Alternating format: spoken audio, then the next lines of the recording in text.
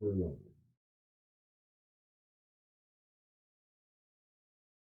Hello, my dear students. Welcome back to our YouTube channel.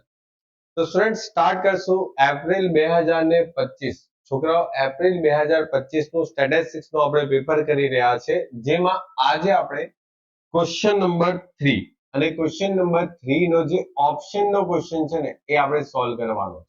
Okay, આના પહેલા છોકરાઓ આપણે લગભગ 4 જે પાર્ટ બનાવ્યા એની અંદર દરેકે દરેક ટોપિક આપણે કમ્પ્લીટ કર્યા. લાસ્ટ ક્વેશ્ચન છે હવે આપણો. શું પૂછ્યું છે છોકરાઓ? જો ધ્યાનથી વાંચો. નીચેની માહિતી માટે મધ્યક અને મધ્યસ્થને આધારે ઓકે સરેરાશ વિચલન શોધવાનું છે. એટલે છોકરાઓ એક તો મધ્યકના આધારે અને એક બીજું મધ્યસ્થના આધારે તમારે સરેરાશ વિચલન શોધવાનું છે. ઓકે, શોધીએ છોકરાઓ. જો તમારી પાસે x ની માહિતી છે 45, 48, 50, 55, 60, 70, 80 અને 90. ચલો તો લખીએ 45, 48, 50, 55, 60, 70, 80 અને 90. ત્યાર પછી છોકરાઓ f તમારે શોધવાનો હતો, તો f તો આપેલો છે 2, 4, 6, 8, 2, 4, 6, 8, 10, 5, 3 અને 2. ઓકે, ટોટલ કરીએ છોકરાઓ કેટલું આવે છે ચેક કરો. 2, 4, 6, 8, 10, 5, 3 ને 2 40 થાય છે. આ તમારો n થશે છોકરાઓ 40. હવે તમારે મધ્યક શોધવા માટે f into x કરવું પડશે, તો f into x કરીએ. શું આવશે? 45 ગુણ્યા 2, 45 into 2 90 થશે. 48 into 4 192 થશે. 50 into 6 300 થશે. 55 into 8 440. 60 into 10 600. 70 into 5 350. 80 into 3 240 અને 90 into 2 180. ટોટલ કરીએ બધાનો છોકરાઓ તો આવશે 2392. અને તમારે x બાર શોધવા માટે સિગ્મા fx ના છેદમાં n 2392 ભાગ્યા 40. બોલો કેટલા આવશે? 59.8.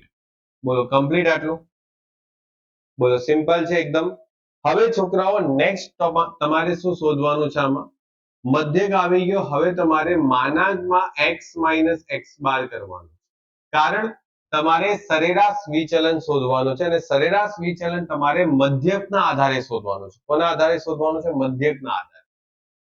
તો મધ્યક આપણી પાસે 59.8 છે, એટલે x માંથી તમારે મધ્યક બાદ કરવાનો છે. 45 માઇનસ 59.8 કેટલા આવશે છોકરાઓ? 14.8. માનાંકમાં છે એટલે માઇનસમાં નહીં લખતા છોકરાઓ, પ્લસમાં લખતા.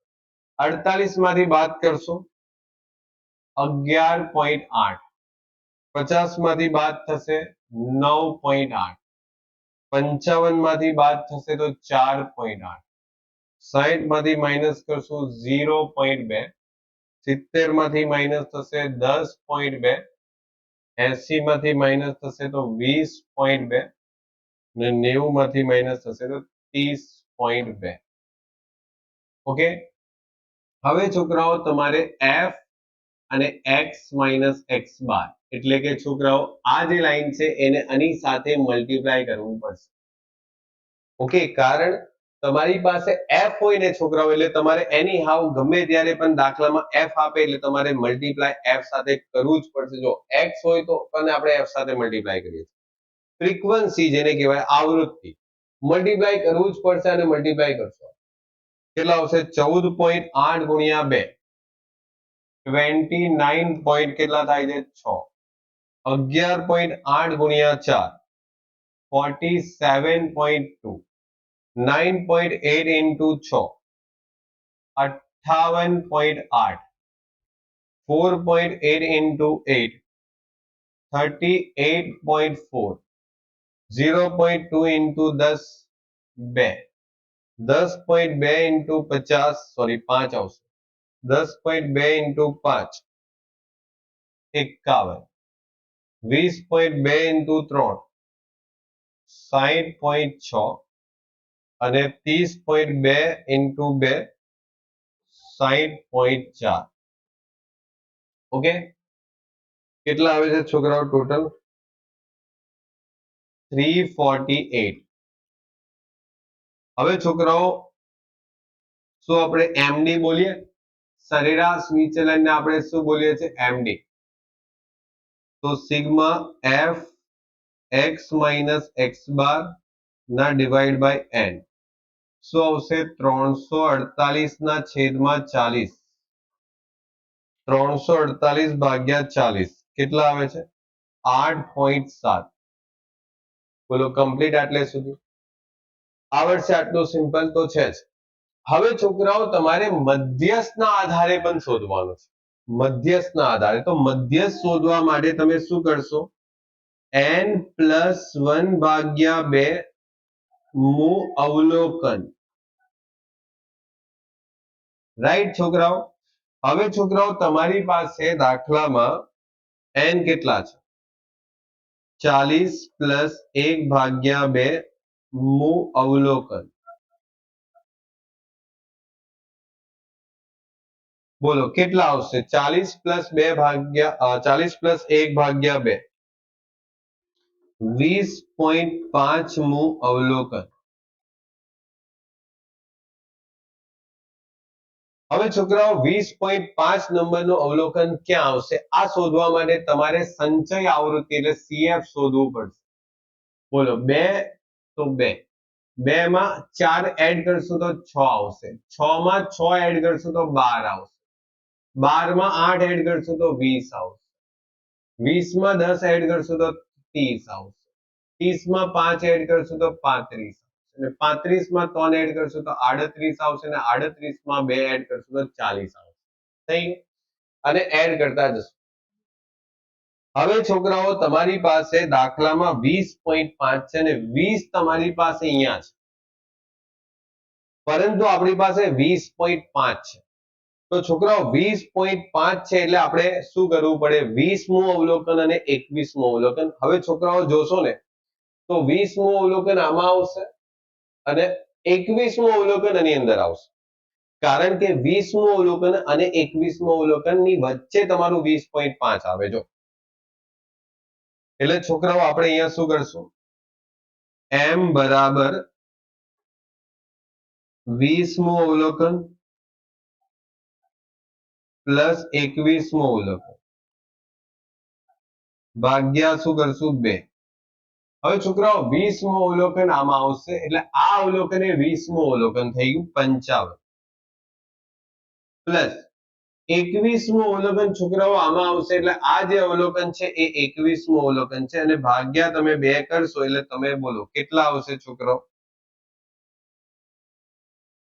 57.5 આવશે ચેક કરો ઓકે 21મું અવલોકન અને 20મું અવલોકન ની વચ્ચે તમારું 20.5 આવે એટલે તમારે આ રીતે સોલ્વ કરવું પડશે એટલે 57.5 તમારો આન્સર આવશે એમ મધ્યસ્થ હવે છોકરાઓ મધ્યસ્થ થી પણ તમારે વિચલન શોધવાનું છે એટલે x માઇનસ મધ્યસ્થ આ કરવું પડશે અને પછી એને f સાથે મલ્ટીપ્લાય કરશું x માઇનસ મધ્યસ્થ ઓકે કમ્પ્લીટ કરશું મલ્ટીપ્લાય તો છોકરાઓ તમારી પાસે x છે અને મધ્યસ્થ તમારી પાસે કેટલો આવ્યો 57.5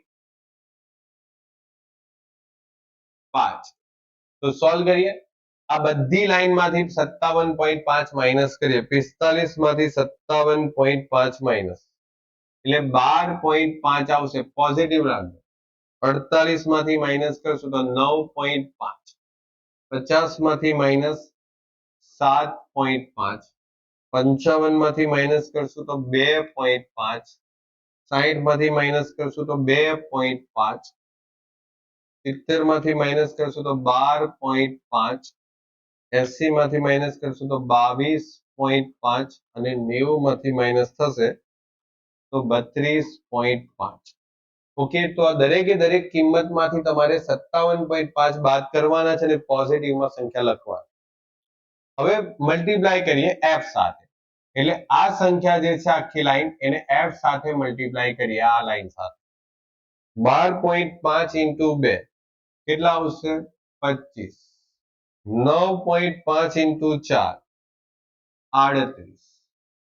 7.5 into 6 45. 2.5 into 8 20. 2.5 into 10 25. 12.5 into 5 62.5. 22.5 into 3 67.5 અને 32.5 into 2 એટલે 65. ટોટલ કરીએ તો 348 થાય છે. અને છોકરાઓ એમડી શોધીએ તો sigma f x minus x bar ના છેદમાં એન 348 ના ડિવાઈડ બાય 40. 348 divide by 40 8.7. બોલો કમ્પ્લીટ. આ થયો તમારો દાખલો ફિનિશ. તો છોકરાઓ તમારે દાખલામાં જેમ જેમ રિક્વાયરમેન્ટ પડે ને તેમ તેમ તમારે કોલમ એડ કરતા જવા. ઓકે, તમે પહેલેથી વિચારતા જશો ને કે આમાં કેટલી કોલમ બનાવી, તો એવું નહીં હોય છોકરાઓ. કારણ કે ઘણી વખત છોકરાઓ મને મેસેજ કરે, સર આ દાખલામાં કેટલી લાઈન બનાવવા, તો એવું નથી હોતું. કેટલી લાઈન બનાવવાની એ પહેલેથી કઈ ગોખીને નહીં જવાય.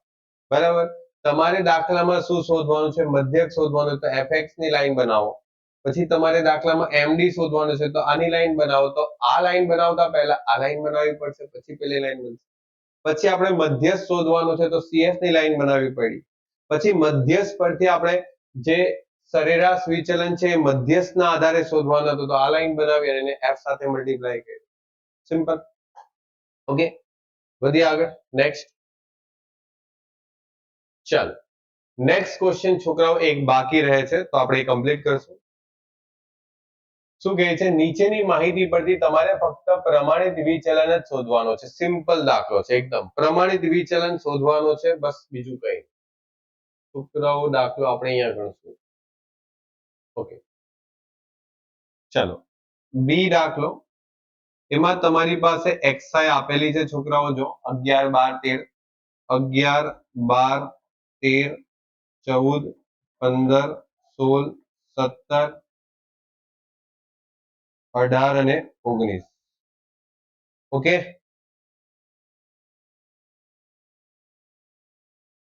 ત્યાર પછી છોકરાઓ f દાખલામાં આપેલા છે 2 5 10 25 12 8 6 4 ને 3 6 4 અને 3. બોલો કેટલા આવે છે? સરવાળો કરો. 2 5 10 25 12 8 6 4 ને 3 75 થાય છે છોકરાઓ. આ તમારો n ની કિંમત થઈ ગઈ. હવે f ઇન્ટુ x કરીએ, કારણ કે દાખલામાં આપણે શું શોધવાનું છે? s શોધવાનું છે.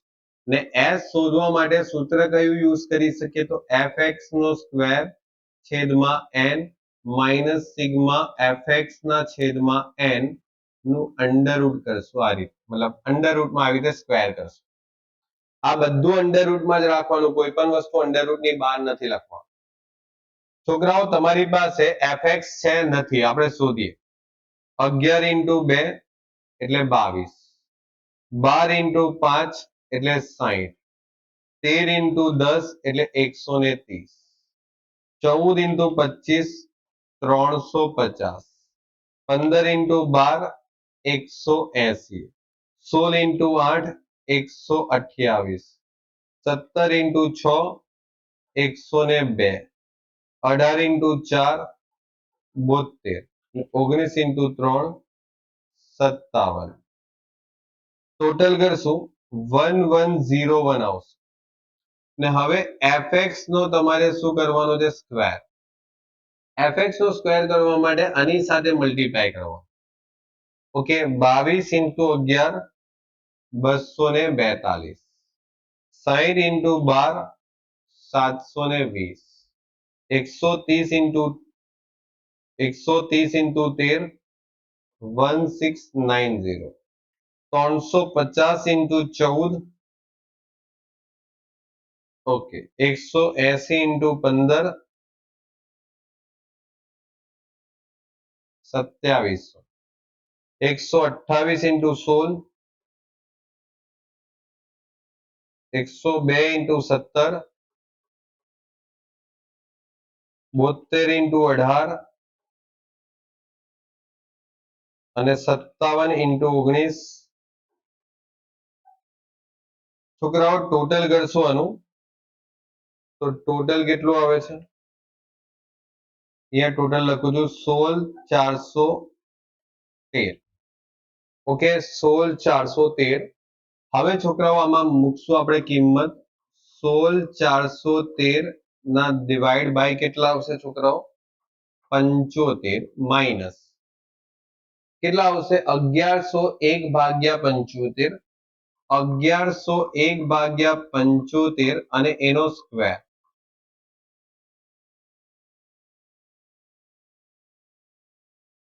બોલો 16413 ભાગ્યા 75 એટલે તમારી પાસે ફાઇનલી જે આન્સર આવશે એ 218.84 માઇનસ 1101 ભાગ્યા 75 કર્યા પછી એનો સ્ક્વેર કરશો એટલે 215.50 ચલો છોકરાઓ માઇનસ કરો અને અંડરરૂટ કરો કેટલા આવે છે 1.8283 જેટલું આવશે આ થયો તમારો એસ બસ દાખલામાં પ્રમાણિત વિચલન જ પૂછ્યું છે તો તમે પ્રમાણિત વિચલન જ શોધો બસ તો આ થયું તમારું પેપર કમ્પ્લીટ 2025 નું એટીકેટી નું વીએનએસ જોયું ઓકે હવે છોકરાઓ તમારી પાસે અમુક થિયરી છે આપણે ચર્ચા કરી લઈએ થિયરી પર જો કોઈ પણ 3 થિયરી તમારે લખવાની છે અને આ બધી થિયરી તમને મળીને કેટલા માર્ક્સ આપશે છોકરાઓ 12 માર્ક્સ એક થિયરીના 4 માર્ક્સ છે ઓકે એટલે તમારે 4 માર્ક્સની 3 થિયરી લખવાની રહેશે આંકડાશાસ્ત્ર એટલે શું અને તેનું કાર્યક્ષેત્ર છોકરાઓ આ બધી થિયરી ઇમ્પોર્ટન્ટ જ છે આપણે લાસ્ટ યર આ પેપરના ટાઈમ પર ઇમ્પોર્ટન્સ આપેલા હતા અને એ ઇમ્પોર્ટન્સ માંથી બધી થિયરી પૂછાય છે અને તમને અત્યારે પણ કહું છું આ થિયરી બધી ઇમ્પોર્ટન્સ જ છે તમે તમારા એક્ઝામ માટે પણ તૈયારી કરી શકો છો પ્રાથમિક માહિતી અને ગૌણ માહિતી વચ્ચેનો તફાવત શોધવાનો છે પછી છોકરાઓ ચતુર્થક વિચલનની વ્યાખ્યા આપી તેના ગુણ અને દોષ છોકરાઓ ગુણ અને દોષ એટલે ફાયદા અને મર્યાદા બંને લખવાનું હવે છોકરાઓ એક વસ્તુ યાદ રાખો કે તમને ચતુર્થક વિચલન પ્રમાણિત વિચલન અને સરેરાશ વિચલન ચતુર્થક પ્રમાણિત વિચલન અને સરેરાશ વિચલન આ ત્રણે ત્રણ વસ્તુની વ્યાખ્યા અને ગુણ દોષ તમારે કરી જવાનું ત્યાર પછી તમારે મધ્યક મધ્યસ્થ બહુલક પછી ગુણોત્તર મધ્યક છે બરાબર પછી હકારાત્મક મધ્યક છે આ બધાની પણ તમારે વ્યાખ્યા કરી જવાની અહીંયા મધ્યસ્થ એટલે શું અને તેના ગુણ દોષ પૂછાશે એટલે આટલા મધ્યક મધ્યસ્થ બહુલક એની ગુણ અને દોષ અને એની વ્યાખ્યા સરેરાશ વિચલન ચતુર્થક વિચલન અને પ્રમાણિત વિચલન આટલું કરી જજો એના ગુણ દોષ મધ્યક ના પણ ગુણ દોષ જણાવો જો મધ્યક અને મધ્યસ્થ બંને પૂછાય ગયું બસ બીજું શું જોઈએ આટલું ઈઝી જો તમને પેપર આવે તો છોકરાઓ આરામથી પાસ થઈ જશે ઓકે અને તમને કીધું જ છે 12 માર્ક્સની થિયરી આવે છે 12 માર્ક્સ તો બેઠા લેવાના જ છે છોકરાઓ મેં તમને જે ઇમ્પોર્ટન્ટ થિયરી આપી છે એમાંથી જ આવશે ઓકે ચલો તો મળીએ છોકરાઓ નેક્સ્ટ લેક્ચરમાં નવા ટોપિક સાથે નવા પેપર સાથે ત્યાં સુધી good bye and take care અને છોકરાઓ વિડીયોને શેર કરતા રહેજો તમારા મિત્રો વચ્ચે મળીએ નેક્સ્ટ લેક્ચરમાં